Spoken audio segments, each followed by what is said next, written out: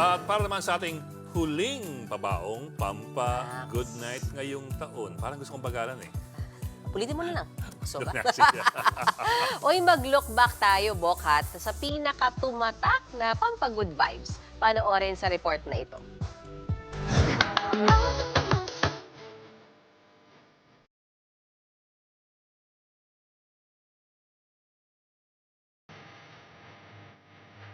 From hits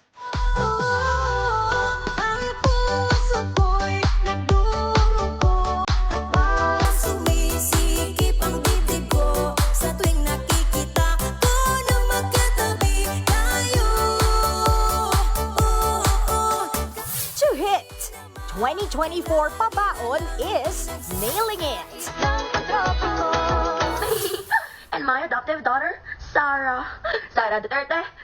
Pati mga viral animal, here and abroad.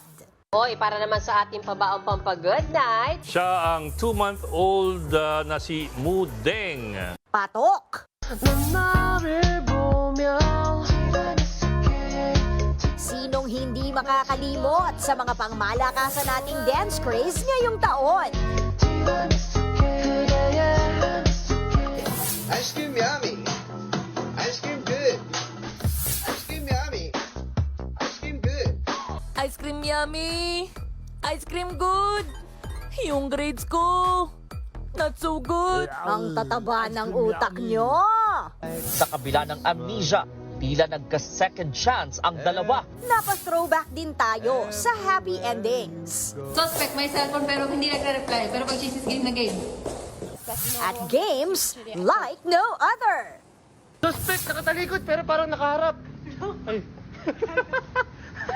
Itong laro na to, ito ang Eliyaw Challenge! Bawal ang pikon.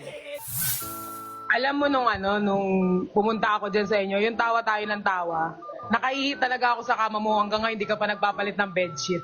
We listen and we don't judge! Listen and we don't judge. Sabay-sabay pa rin tayong mag-good vibes this 2025.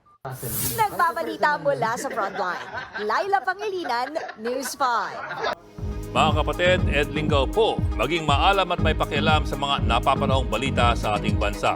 Para sa mas malalimang pagtalakay at paghimay sa mga issue at headlines, tumutok lamang at pag-subscribe sa social media pages ng News 5.